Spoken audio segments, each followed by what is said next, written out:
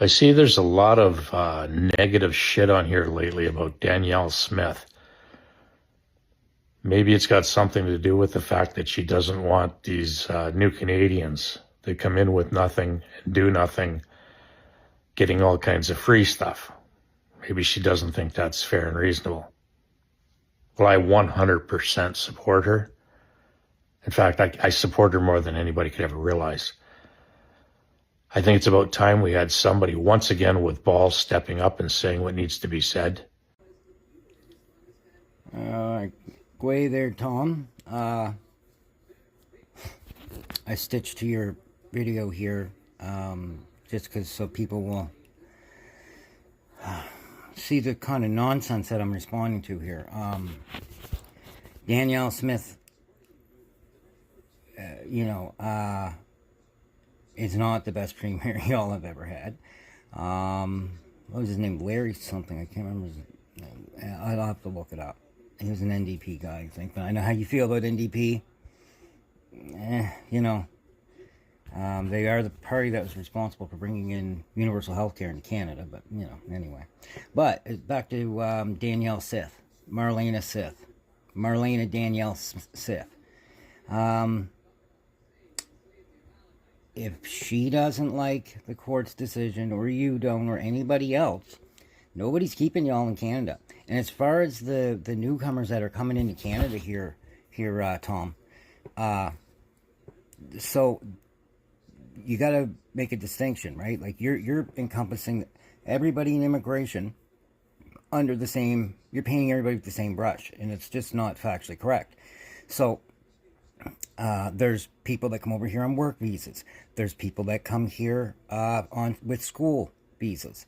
Then there's folks that request asylum, that are running from war-torn countries, that are being, I gotta say unalive because it's gonna be on the TikTok, but yeah. So the people that are coming in here that are seeking asylum, I have no doubt that the government probably puts them up and gives them money, because what else are they gonna do, right?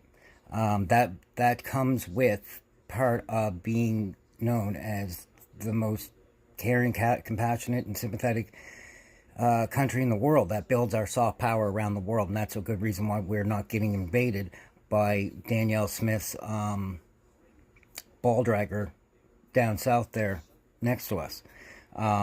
So yeah. Now, the folks that come in here that are taking highly advanced specialized degrees at our universities contribute to our economy. They pay their taxes. They usually are doing jobs that nobody else wants to do in between taking whatever classes they are at these universities, and then they end up staying on something like an HB or H1 visa or HB visa. It's like the States, but anyway. Sometimes, not all the time, but sometimes they do stay. And it's good that we have those folks stay, because it builds a certain gap in our workforce that we would be lacking. And natural-born Canadian citizens aren't getting, for whatever reason. They're not going into these fields. Now, when it comes to jobs that the folks that come over here on work visas, and if there wasn't the need for them to work at Tim Hortons, Walmart, catching chickens, whatever the case may be, if there wasn't a need, then that job would have never been posted, and they would have never got it and would be coming over here, right? That just makes a logical sense. I mean, anybody can see that, surely. So yeah. Now, as far as back on, to the immigrants, right? I would say, if somebody's grandfather came here, somebody's grandfather's great-great-grandfather came here 400 years ago, and by way of the head right proclamation, I want to say, heads right proclamation, and what that was it was something by the British Crown that said if any settler could get over here on their own volition, then they could be guaranteed a piece of land. And then that's when Canada started being settled. That's why so many things are contested today, because nothing was given away. There is certain cases that there's things ceded that it is what it is, right? And that's where a lot of First Nation money comes from, is the Indian trust that's set up by the Crown, because the country of Canada is setting on the resources that my people and my future generations and other First Nation people, their generations can't access right now, because the country of Canada is occupying it. So that's where a lot of that money comes from, the resources that are taken out of the ground, the inability to be able to access certain and do certain traditional things.